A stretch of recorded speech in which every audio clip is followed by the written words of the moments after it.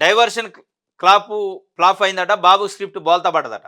బాబు డైరెక్షన్‌లోనే పవన్, నాదెండ్ల బియ్యం హైడ్రామా. ప్రభుత్వ వైఫల్యాలు తమ దోపిడిని కప్పిపుచ్చే ఎత్తుగడ.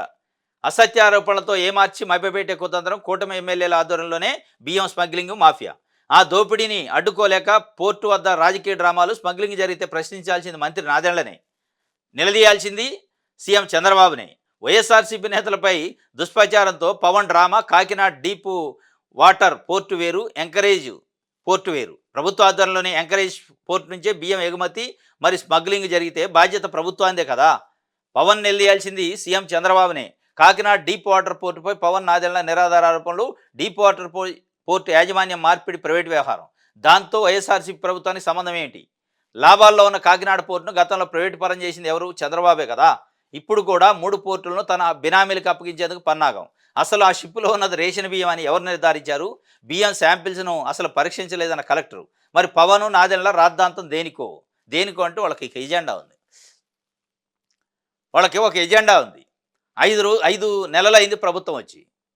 అక్కడ 2 పోర్టులు ఉంటాయి. డీప్ పోర్ట్ అని ఒకటి ఉంటుంది, ఎంకరేజ్ పోర్ట్ అని ఒకటి ఉంటుంది. ఎంకరేజ్ పోర్ట్ అనేది ఒక సహజసిద్ధమైన పోర్టు.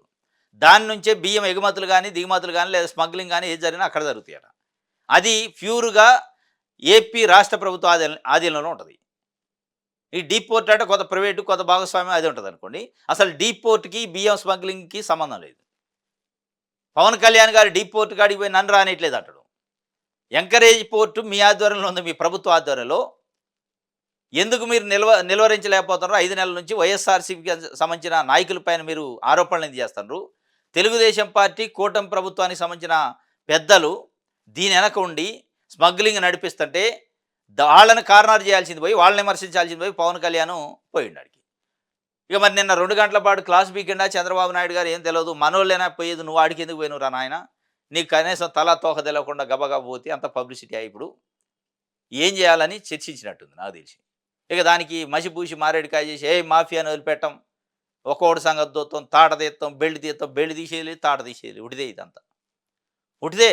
ఆడ చేసేది ఎవరు? కూటమి ప్రభుత్వాన్ని, కూటమి పార్టీలకు సంబంధించిన నాయకులే అట అనేది ప్రజలు మాట్లాడుకున్నారు.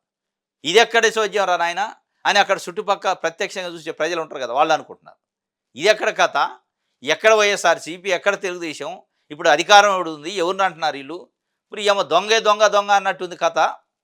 స్మగ్లింగ్ చేసేది ఎవరు? అక్కడ ఉన్న ప్రజలకు తెలుసట. స్మగ్లింగ్కి పాల్పడుతున్న నాయకులకు సంబంధించిన ముఖ్య నాయకులే వచ్చి అక్కడ స్టేట్మెంట్లు ఇస్తున్నారు.